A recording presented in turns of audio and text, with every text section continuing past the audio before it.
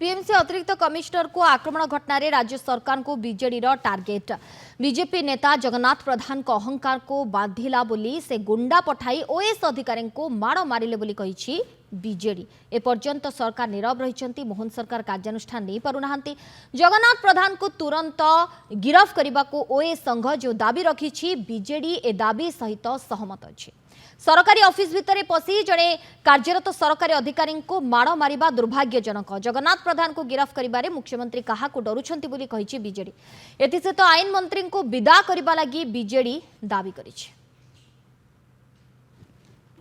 जड़े व्यक्ति विशेष जेहेतु चाहूथिले जे सीए होउचंती जगन्नाथ प्रधान एवं तांकु काहीकि चिन्हिले नहीं एडिशनल कमिश्नर तांको ईगो एते हट करिगला एते तांकु बाधी गला से सांगे सांग तीन जण लोक जे परवर्ती अवस्था रे तांकर ना नेले तांकु पठेई देई आक्रमण करबा पाई पछेले नाही। आ भाबंतु निजे ए जिनिस अकारण रे हेई जाईची। ए जिनिस पाई राज्य सरकार दायी, ए जिनिस पाई माननीय मुख्यमंत्री दायी। आपण तांकु एते उद्दीपना बढ़ाई देले से लोक आ निजुको निज लेवल रे चिंता न करी जने सीनियर ओएस ऑफिसर जदि पचारि देले सीए किए तांकर अहंकार एते हट करी गला जे गुंडा पठेइकरी आज आपण तांकु मारिबा को पछेले नाही।